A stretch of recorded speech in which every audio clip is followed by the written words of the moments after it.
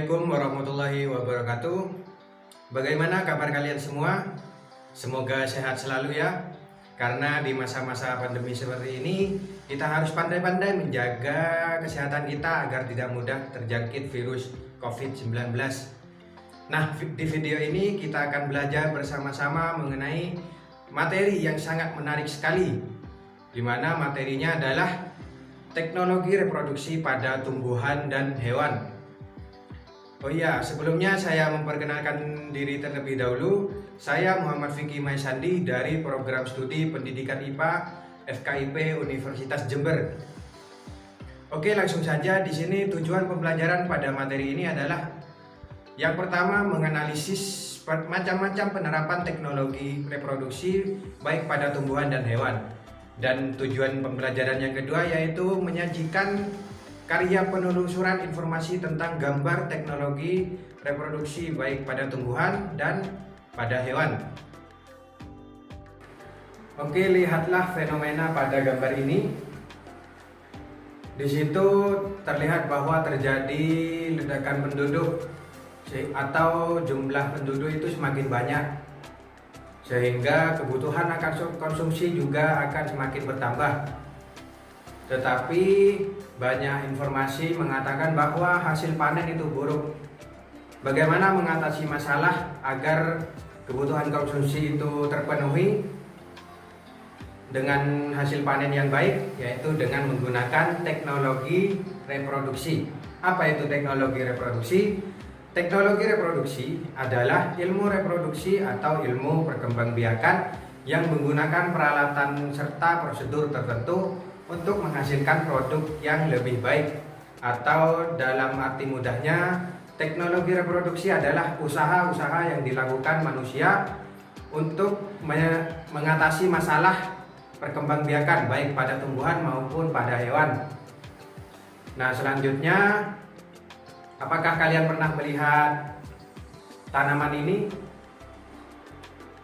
Nah, ini juga termasuk dalam teknologi reproduksi pada tumbuhan. Kita akan bahas 3 macam teknologi reproduksi pada tumbuhan. Yang pertama yaitu hidroponik, dari gambar yang saya tampilkan tadi. Mungkin kalian sudah pernah melihat ini namun tidak tahu namanya. Nah, itu namanya adalah hidroponik, di mana merupakan teknik perkembangbiakan tanaman yang tidak menggunakan tanah atau tanah tersebut digantikan oleh air. Namun air tersebut itu ditambahkan dengan vitamin atau nutrisi agar tumbuhan yang ditanam pada air tersebut bisa menyerap mineral atau nutrisi dari air tersebut agar bisa tumbuh. Di mana tanaman yang biasa ditanam dalam metode hidroponik ini adalah pertama seperti sayur-sayuran seperti bayam, paprika, tomat, terong, dan lain-lain. Nah, hidroponik ini mempunyai kelebihan. Yang pertama, bisa menghemat pupuk dan membuat proses pembuatannya itu bersih, dan juga pengendalian hama itu menjadi semakin mudah. Dan juga untuk kekurangan dari hidroponik yaitu kita membutuhkan keterampilan khusus dalam meracik nutrisi atau mineral yang akan dicampurkan dalam airnya. Oke, selanjutnya ini adalah teknologi reproduksi vertikultur, di mana teknologi merupakan budidaya tanaman dengan cara membuat instalasi bertingkat atau seperti tangga ke atas.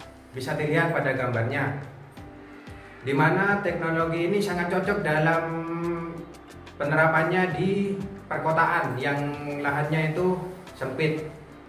Dan jenis tanaman yang biasa ditanam dengan teknologi vertikultur ini yaitu seperti sayur-sayuran juga seperti hidroponik, yaitu bayam, paprika, selada, kubis, wortel, dan lain-lain. Di mana manfaat dari teknologi vertikultur ini yang pertama, tidak memerlukan lahan yang luas karena ditanam secara bertingkat tinggi ke atas, dan menggunakan air, pupuk menjadi lebih hemat. Selanjutnya untuk kekurangan dari vertikultur yaitu sama seperti hidroponik, yaitu membutuhkan keahlian khusus dalam meracik tanaman tersebut pada tanah yang ditanam dalam botol. Selanjutnya ada teknologi reproduksi kultur jaringan, di mana teknologi ini merupakan suatu metode perbanyakan tumbuhan dengan cara mengambil bagian tanaman tertentu seperti pada akar atau pada batang atau pada daun, itu diambil, diperbanyak dengan cara menggunakan teknik kultur jaringan. Biasanya kultur jaringan ini dilakukan di laboratorium, di mana kelebihannya yaitu dari kultur jaringan dapat memperbanyak bibit dalam waktu yang singkat, tidak memerlukan tempat yang luas. Dan kekurangan dari kultur jaringan ini yaitu bahan-bahan yang digunakan atau alat-alat yang digunakan itu mahal. Itulah beberapa macam teknologi reproduksi pada tumbuhan. Semoga kalian paham.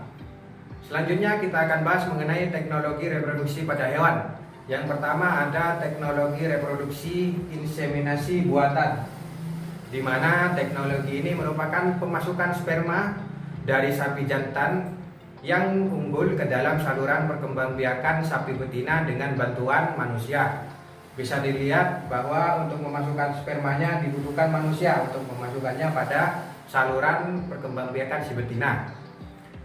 Nah, untuk hewan yang biasa dilakukan teknologi ini sepertinya hanya sapi. Untuk hewan-hewan lain kurang banyak contohnya.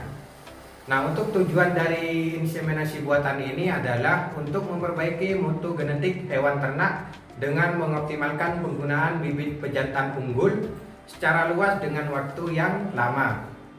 Di mana inseminasi buatan ini mempunyai kelebihan menghemat biaya pemeliharaan ternak jantan, dapat mengatur jarak kelahiran ternak dengan baik, dan juga meningkatkan mutu genetik dari sapi lokal.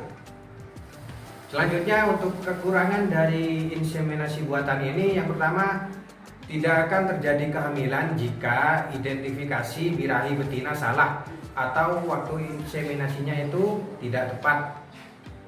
Selanjutnya akan terjadi distokia atau kesulitan kelahiran jika sperma beku dari pejantan dimasukkan ke saluran perkembangbiakan sapi betina yang masih muda umurnya. Selanjutnya ada teknologi reproduksi cloning. Nah, cloning ini merupakan sebuah upaya untuk membuat duplikat suatu organisme melalui proses aseksual, atau dengan makna lain membuat penggandaan dari suatu makhluk hidup dengan cara aseksual. Cloning ini artinya membuat keturunan yang sama persis dengan induknya. Nah, cloning biasanya diterapkan pada domba atau kambing. Namun seiring berjalannya waktu, cloning ini bisa diterapkan pada tumbuhan dan juga pada manusia. Untuk kelebihan dari cloning ini yaitu dapat menghasilkan individu baru yang memiliki sifat unggul. Dan juga proses cloning pada hewan dapat menyelamatkan spesies yang langka dengan mengambil gennya yang sudah akan punah. Untuk kekurangan dari cloning ini yaitu jika proses cloning gagal, maka akan mengakibatkan kecacatan pada spesies. Oke, untuk kesimpulan dari pembelajaran pada materi ini adalah yang pertama, teknologi reproduksi adalah suatu ilmu reproduksi atau ilmu perkembangbiakan dengan bantuan tangan manusia dan juga dengan peralatan tertentu. Nah, untuk manfaat dari adanya teknologi reproduksi ini adalah menciptakan bibit unggul dengan waktu yang singkat dan hasil yang banyak. Sementara macam-macam dari teknologi yang sudah kita pelajari yaitu ada untuk pada tumbuhan ada teknologi reproduksi hidroponik, ada vertikultur, ada kultur jaringan. Sementara untuk pada hewan ada teknologi reproduksi inseminasi buatan dan cloning. Nah, demikian akhir dari video pembelajaran hari ini. Terima kasih sudah menonton video ini sampai akhir. Dan jangan lupa untuk like, komen, share, dan subscribe video ini agar teman-teman kalian bisa belajar juga melalui video pembelajaran ini.